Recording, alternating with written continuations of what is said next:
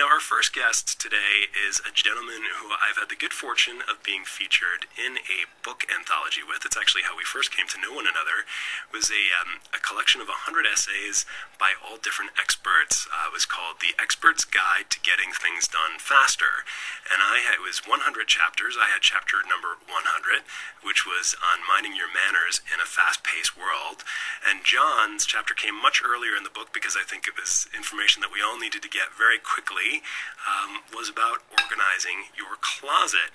Now, he is just a master at this kind of thing, whether it comes to what baskets you need or what shelves you need or how to deal with that clutter that just seems to be the bane of so many of our existences. Certainly it is of mine. And he's going to be joining us to take your phone calls and talk to you about getting in the mode for spring and getting super organized. So, John, welcome to the program. Nice to be speaking to you live on Martha Stewart Living Radio. Thomas, it's great to be here. Thank you so much. I'm very excited. Yeah, absolutely, John. So, and you've certainly, your credentials speak for themselves. You're president of the Los Angeles chapter of the National Association of Professional Organizers. You've got a blog called Organizing LA. I actually have to ask you, so in your bio it says something about how you're known as the go-to guy for good-naturedly spilling Hollywood's domestic obsessions. What does that mean?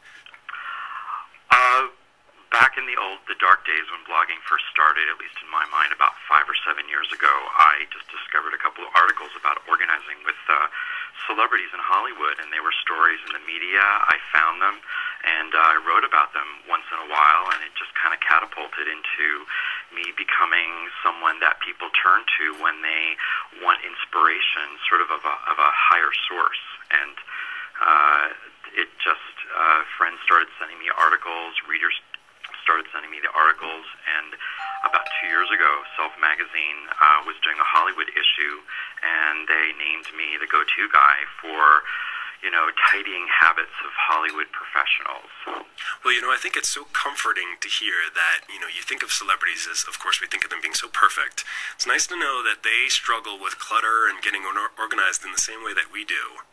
Yeah, I think so, and I think one of the things I think that they're challenged with is time as well. They have chunks of time where they're not working, so their work has a tendency to be in big spurts, and they will work for they'll get their house in order, buy a new house, maybe just redecorate or have a baby in the span of hiatus, which could be 3 months or 6 months. So they're used to doing that, and then they're used to burning out as well. So I know that people always say that they have more money or more opportunity, but in reality they just have that window, like you or I may have a weekend or a week if we take vacation.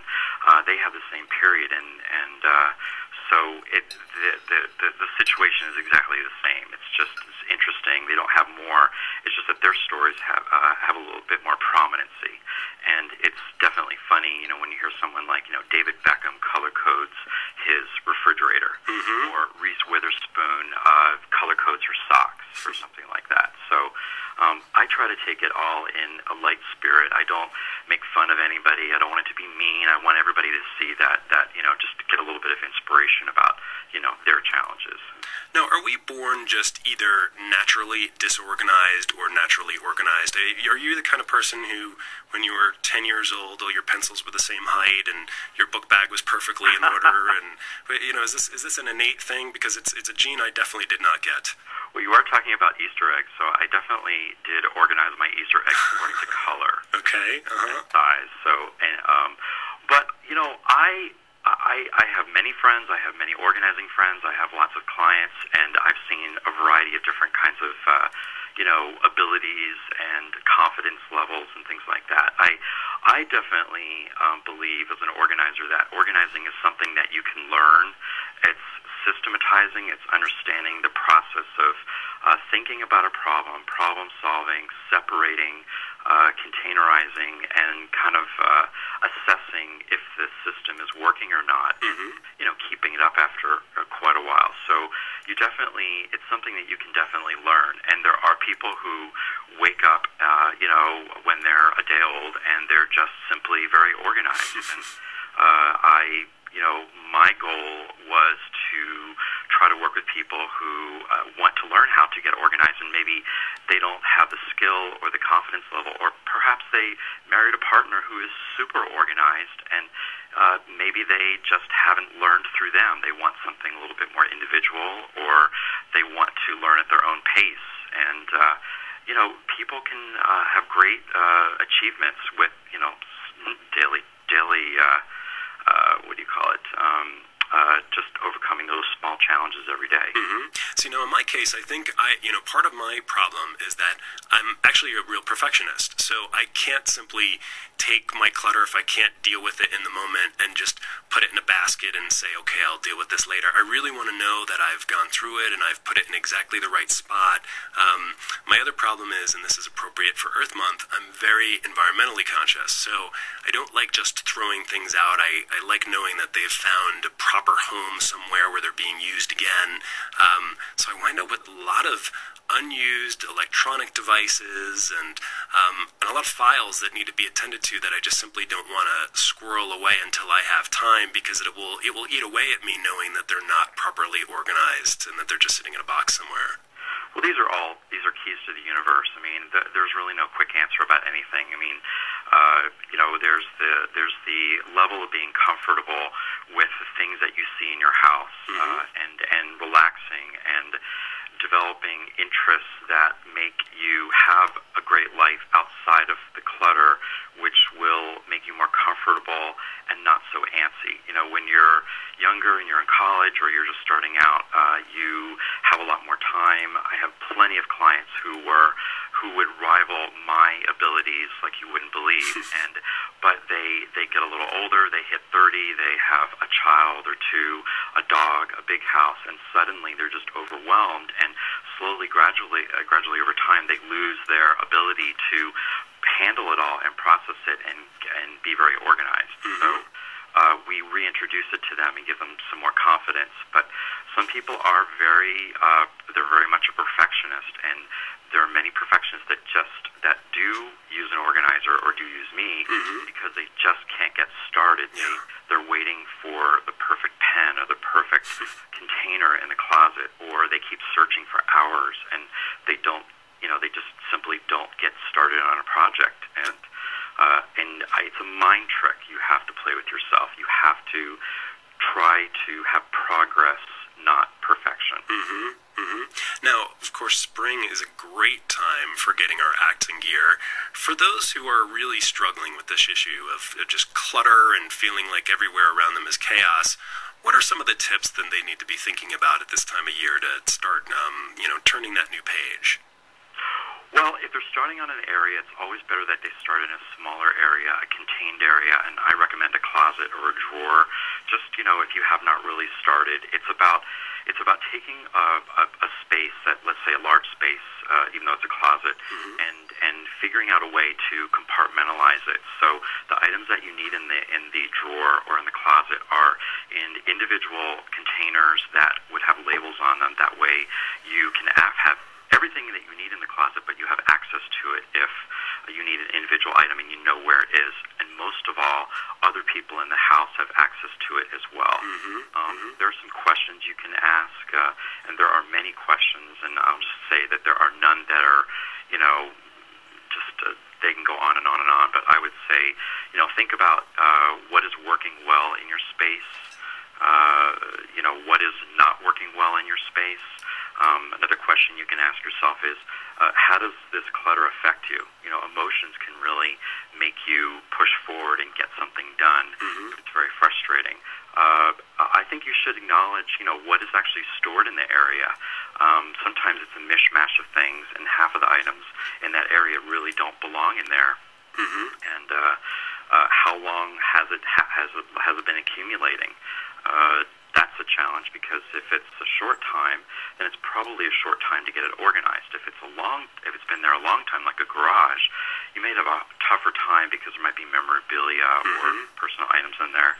And last question I would say is, what area or portion of the space is most important to correct first? What do you need first, rather than tackling maybe the whole thing all at once and frustrate and just throw too much time at it. Think about what you can make a small change with and get some confidence with that. Now, you talk about focusing on a contained area like a drawer.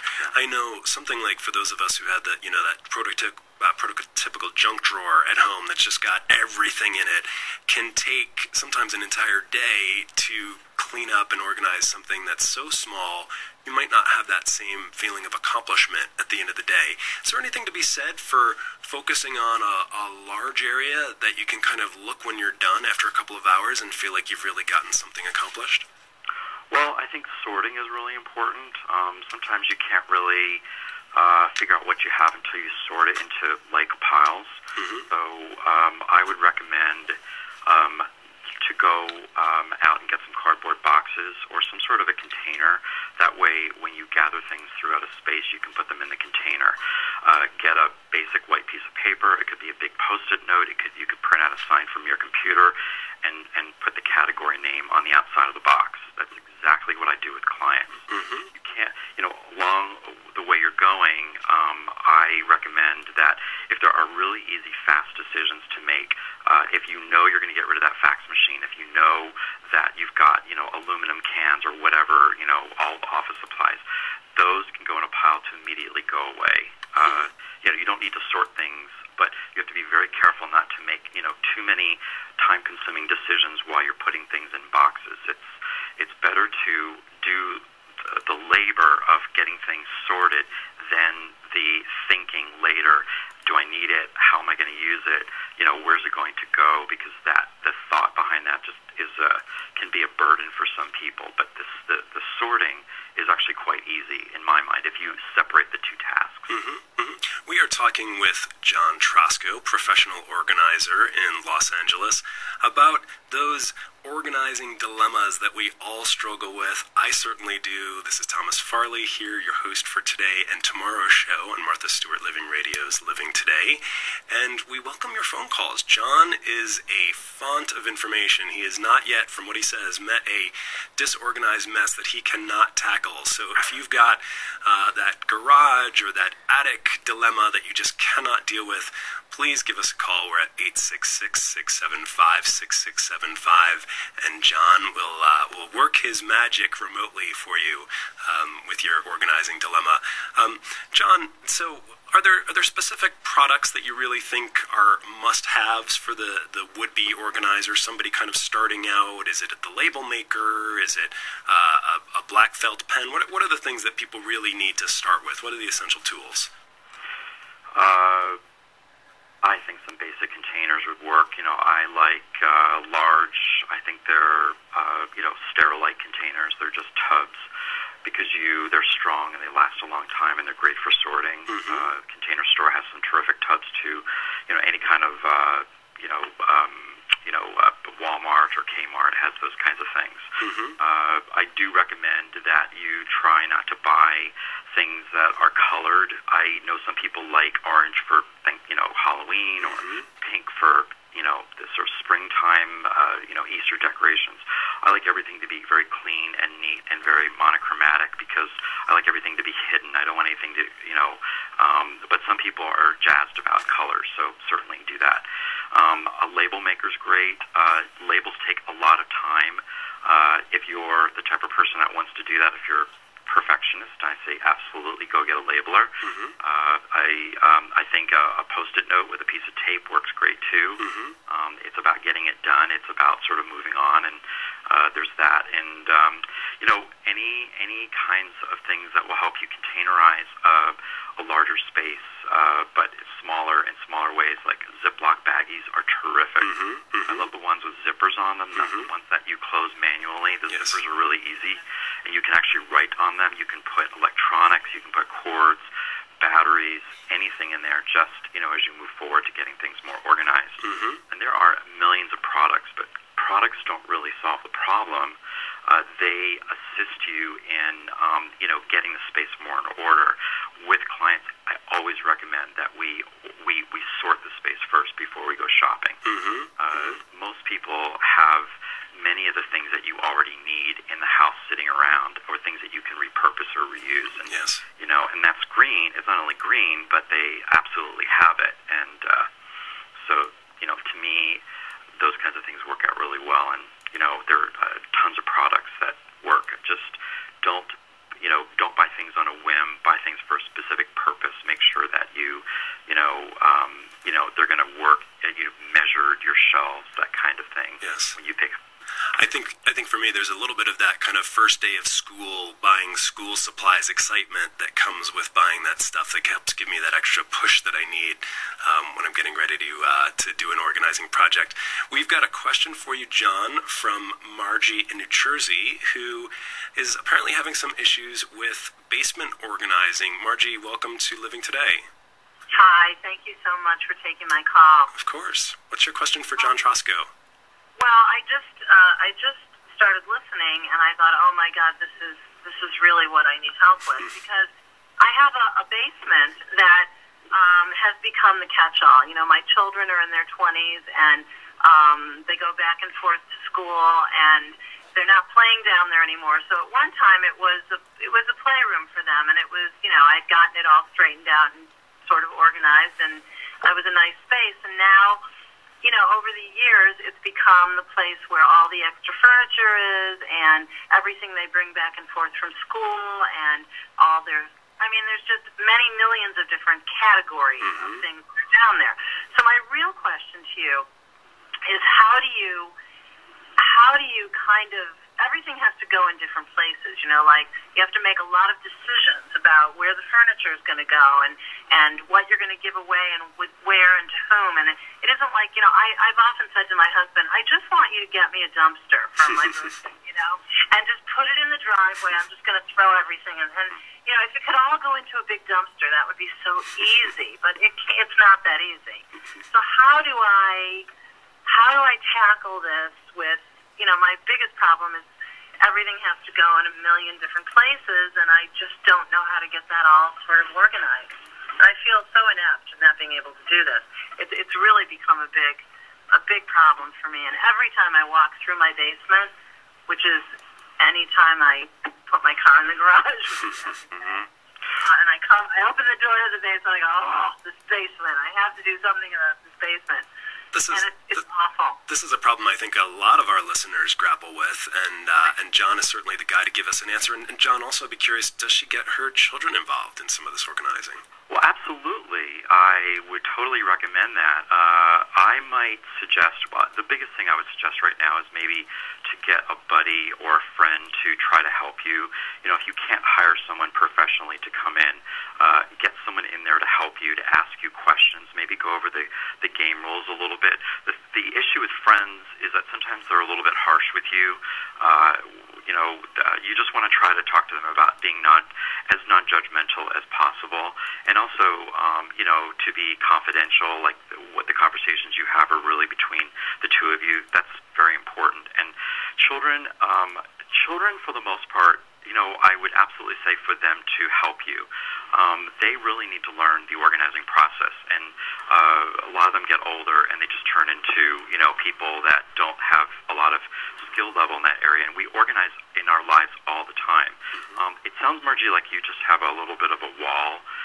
I would recommend getting a friend down there, and talk about, think about what I just talked about with containerizing items to start off with, to create some sort of like bank of items that you think you want to keep.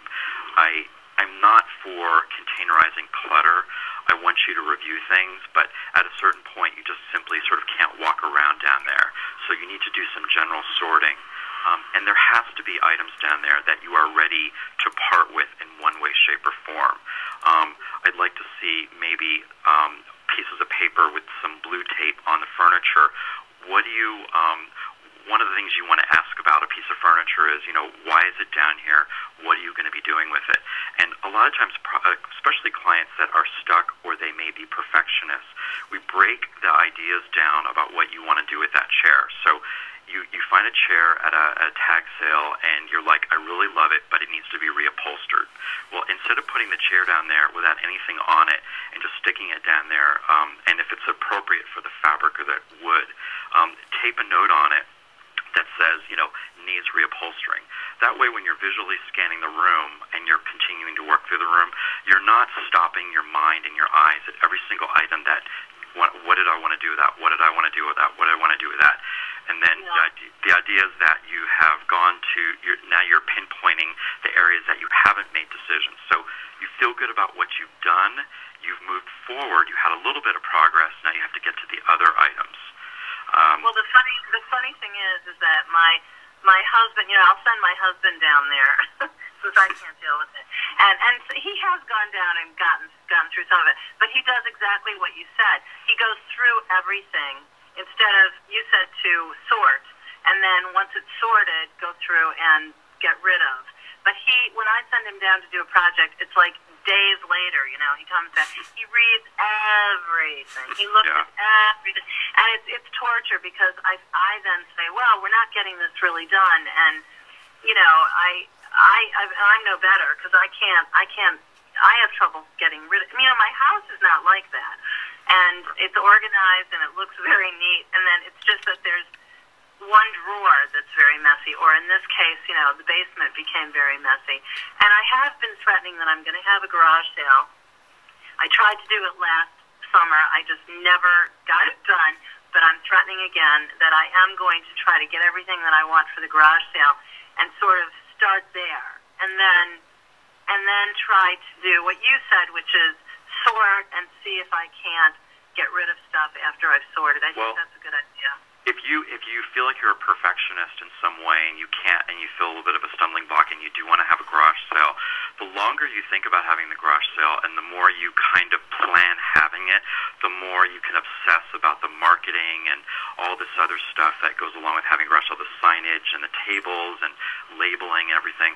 Try to condense it as much as possible. Like, I know some people can, I would recommend saying, okay, let's say in 2 weeks you're having a garage sale. Are you free that weekend? Okay, that's your goal date for the garage sale. So you have a date that you have to have this sale. Start telling friends about it and start, use that hard date. It's sort of like Christmas or Hanukkah. It's like you have to get ready for the guests coming in, or, Easter's here. You need to get ready. And the hard date along with the general sorting, I think might get you to a different level, give you the confidence. And the worst thing I would hate for you to do is to throw away precious memories when you're frustrated or angry or upset or confused, but do the sorting, and I think that might help you push you in a good direction. Well, I think those are great tips, John. Thank you so much. And Margie, thank you so much for your call. John, I think this is something probably a lot of people with adult children who've moved away also struggle with, where their basements are filled with clutter that the adult kids who have houses are still storing at their parents' homes. And even now, because a lot of, unfortunately, with the bad economy going on, there are still, students and grown adults that are living at home, and their stuff has been dumped at the parents' house in the garage. Mm-hmm. What's the ultimatum that you give the kids to really kind of get that stuff out of the house? Is there a way of doing that nicely? I find that the parents that haven't put that ultimatum down never really put ultimatums down for their children anyway. Mm-hmm. They have to put their foot down. They have to give a date, sort of like the garage sale. Yeah. It's like, I'd like this out in 2 months, and you try to help them as much as they can. Then if they don't remove it, you try to check in with them every couple of weeks. What can I help you with? Can I hire someone to help you get rid of it?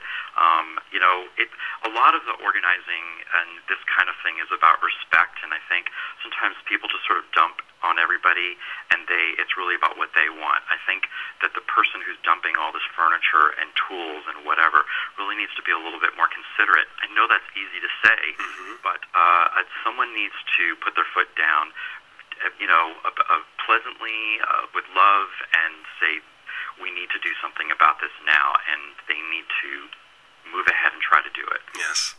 So we've been talking with John Trosko, who is a professional organizer here on Living Today. And John, you mentioned earlier we were going to be talking at the end of the program about Easter egg hunt, mishaps and success stories. So you mentioned, I guess, as a kid you organized your Easter egg collection by color as you got them. Did that help you acquire more or less, or were you so focused on seeing how they looked that you were missing out on other hidden eggs?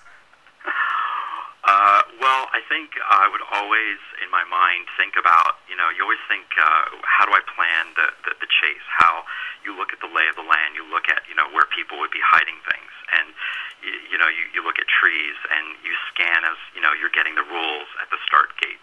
And I think I might have grabbed a couple of extra eggs because I planned my route a little bit more carefully than the rest of my older brothers who were much better at running than I was. And, so I think, like I said, I think I got a couple of extra eggs. Fantastic. And John, for those who are looking to have further advice in this arena, you've got a great blog. Would you give us the website? Absolutely. It's www.organizingla.com. And I'm also on Twitter at John Trosko. And they can just do a search as well, and, I'll come up. So the takeaway is that no matter how disorganized you are, there is some hope. Yes, and this is spring fling time, and it's time to, get in action and get moving, and, progress, not perfection. Well, John, thank you so much for joining us. Great to speak with you as always, and I think you've helped a lot of our listeners. I know I'm gonna go home after this. I'm gonna start organizing a very small compartmentalized area, and I'm gonna email you and let you know how I did. Oh, you're the best. I'm sure you're gonna do great. Thank you, John.